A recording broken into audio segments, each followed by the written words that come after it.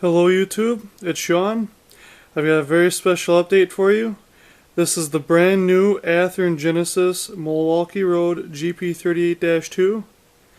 So far everything I can tell on here is pretty much correct. It's got the shorty fuel tank, strobe light, plow, fans are right, everything looks good. This is a great detailed model. And it runs great, everything looks really good. I do have one gripe about it though, and I'll show you here in a second, but I just want to give you a little runaround of the locomotive.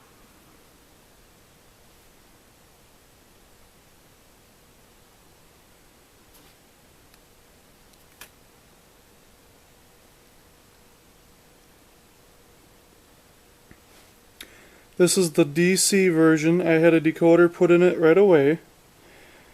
I had a Digitrax DH163 I believe installed so I could operate the strobe, so it's a 4-function decoder. This is a very good looking engine. Now that I think about it, I have two gripes about this guy. First one is that the handrails, the hoses and everything are very, very delicate. Just trying to put on the rear pilot, I broke the rear air hose. And now it's all goofy. It sticks way out. You can see it right there. Whereas it should be out into the front like this one. It's not. That was my bad. But they made it very easy to break. And a lot of the stuff isn't glued in properly because it pops out real easy. These are very, very flimsy. I'm going to show you right here. I mean, it takes nothing to move that. So be very careful. I'll show you this running here in just a second. Get some switches flipped.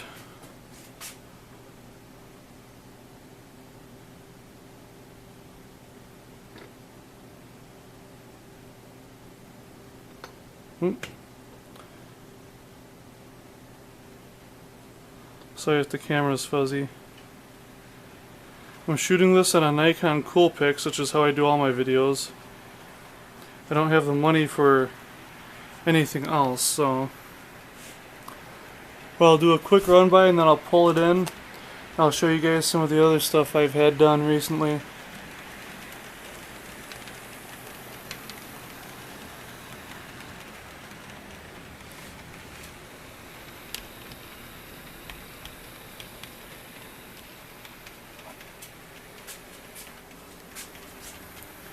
You can see the strobe light here now that it's getting a little bit darker. It's a pretty powerful locomotive from what I can tell so far. And the packaging is akin to what you see in the ready-to-roll box, just a little bit more intricate.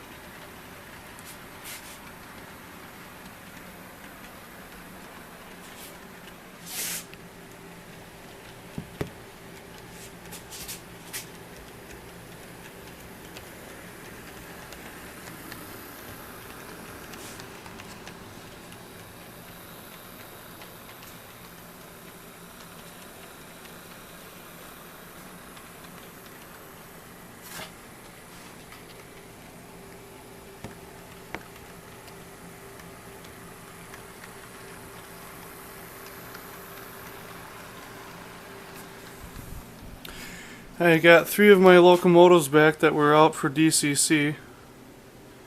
Here's my Wisconsin Central FP45 X Santa Fe, my Santa Fe FP45, and my SD45-2 Santa Fe. Now these all as well have working strobes. I'll stop this one quick. And first I'll show you my last gripe about this 38-2.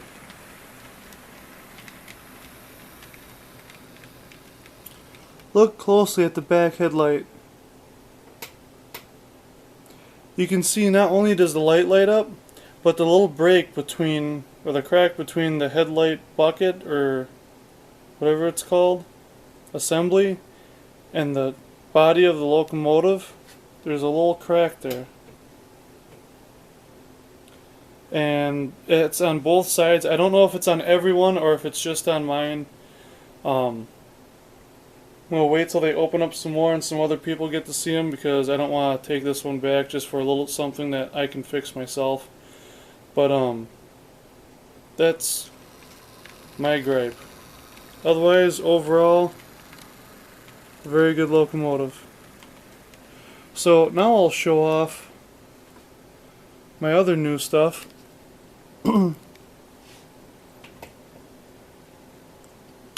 Let's see if I can. I'll have to pull this forward manually.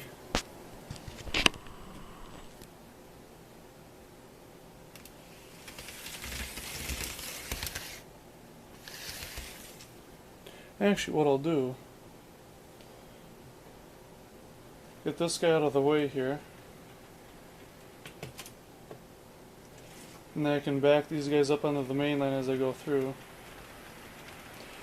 This is an Athearn Genesis SD45-2.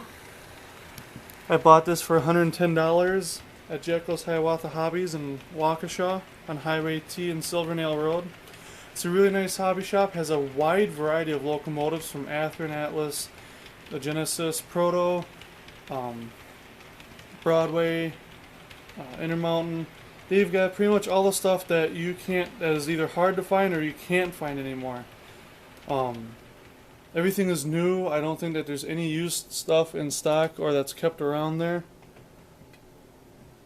And it's a great way to just find what you're looking for. Alright, so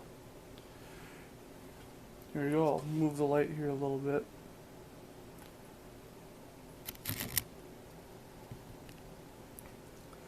So we got headlights. I'll move this up. And we have a strobe. You can kind of see it there. But there's that. This is a very nice locomotive. Very intricately detailed.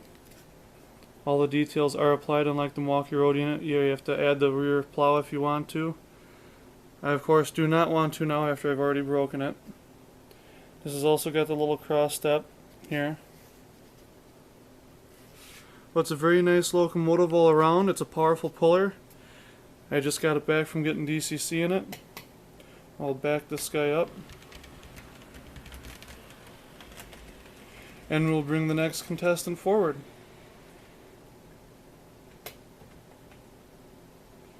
Alright. Let's get this guy up here. The reason I have to push these forward yet is because I have a dead track over here. I just bought the rail joiner power connectors for it from Cato, so I'll have it powered soon.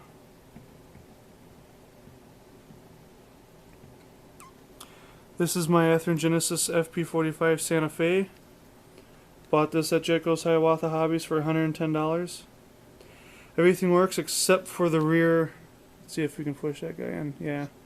Here's one of the things with Atlas or Athearn that sometimes you have to deal with is the light bulbs. But it's not a huge problem for everyone, but for some people they find it really annoying and prefer LEDs. I myself prefer the incandescents. It looks like a real light instead of some colored tube that's sitting in there. I understand that, yeah, they can stick out and they can look unsightly in some ways, but I think they look alright when properly used. With the Athearn Genesis GP38-2, at least with my Milwaukee Road unit, they're all inset. They're not sticking out like these are, and they are on many run models. But, so Athearn has been listening. Just take note. Don't think that they've been neglecting the modeler. They haven't. They're still producing a very high quality product at a reasonable price. We've got, of course, headlights back here. This is a very nice unit. Basically the same powertrain as far as I can tell as my F45 Burlington Northern, of course, and then the SD45-2, which even in real life they're very similar. So we'll get this guy out of the way here. And move on to my Wisconsin Central, which has a little bit more detail to it. Wisconsin Central, of course, purchasing a variety of F and FP 45 units. Don't quote me on that though. I'm not an oh, there goes a tree. Timber. I'm not an encyclopedia. But I know that they did buy a variety of equipment from different railroads. I know that I'm pretty sure that they acquired this unit from Santa Fe in particular, which would have been the same as the one I just showed you. Of course, missing the unit, the steam generator unit, but still having the space, the extra frame length, and the larger fuel capacity. But it's also got the all-weather windows, elevated antenna up on top there. It's got the windows on both sides. It's a very nice unit. I love these Athearn Genesis units. I really am in love. And just for comparison, let's grab this one. Put it next to there. So you can see that the length is a little bit different. And it's that steam generator.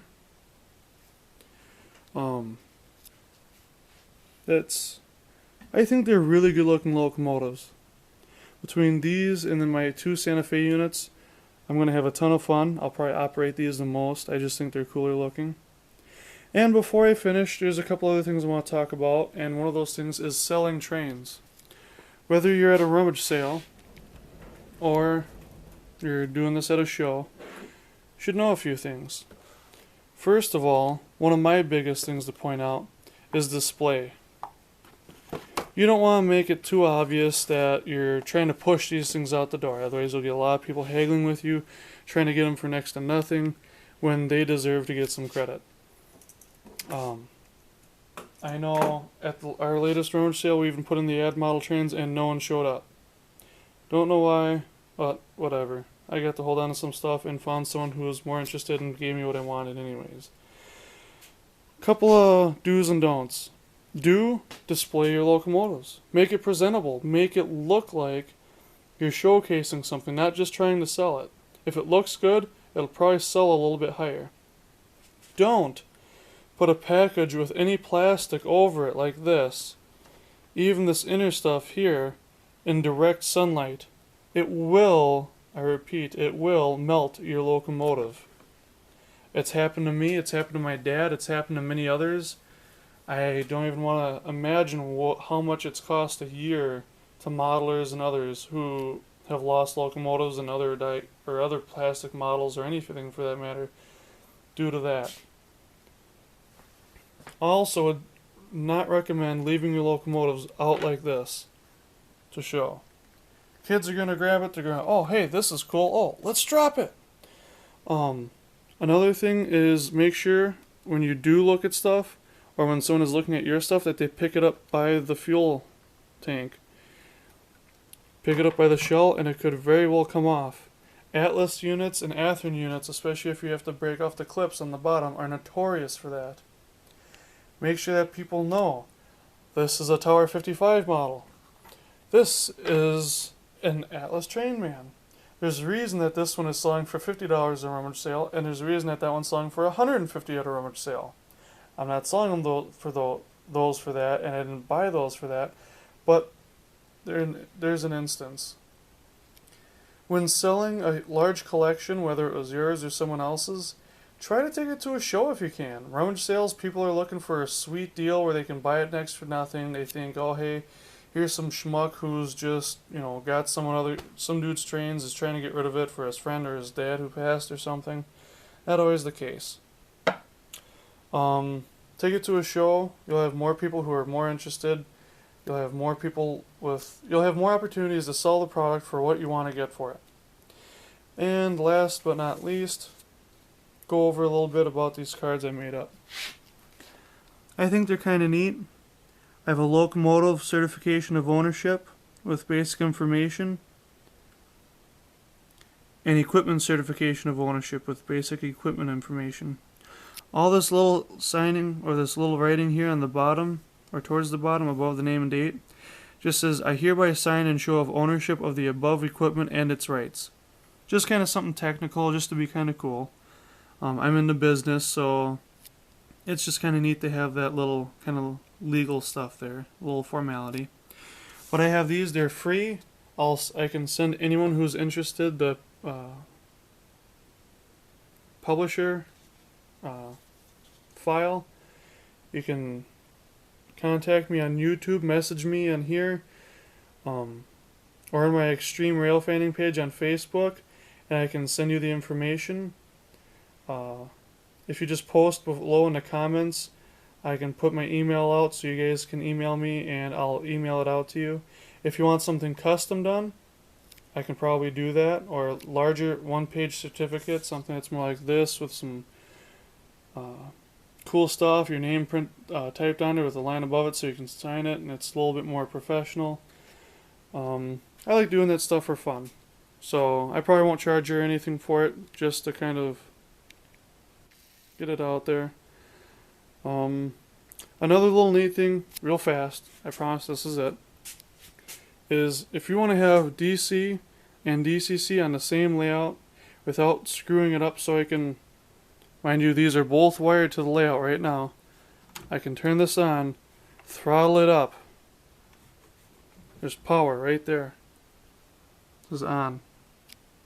There's a little notch, maxed out, flip the direction, turn it off. It's not changing anything. Oop. Because of this little neat double pull, double throw switch.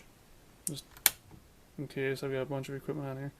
Right now, it's getting power from the DCC system. Right now it's not getting any power at all. Notice all the lights are off on the equipment. Now if I want to go like this, power down. Oh, turn the power on quick. All of a sudden everything's got some power. Lights are coming on, locomotives are starting to move. You can see there's a little bit of a difference there. But yeah, if you guys are interested in the double pull, double throw switch so you can go back and forth between DC and DCC safely without having to jumble a bunch of wires, I can show you guys the actual stuff and write out an electrical diagram for you and even make a parts list for you. I can do that. I'd be more than happy to. But I'm going to leave you guys at that. This video is long enough. And if you guys have any questions or comments, leave them below. Like and share if you care. Hopefully next time I make a video, I'll have some more interesting stuff for you. I might do some just operating, a little bit of rail fanning on my layout. There isn't a whole lot of scenery, but I hopefully have some cool and interesting equipment that you guys wouldn't mind seeing again. So until next time, take care and happy rail fanning.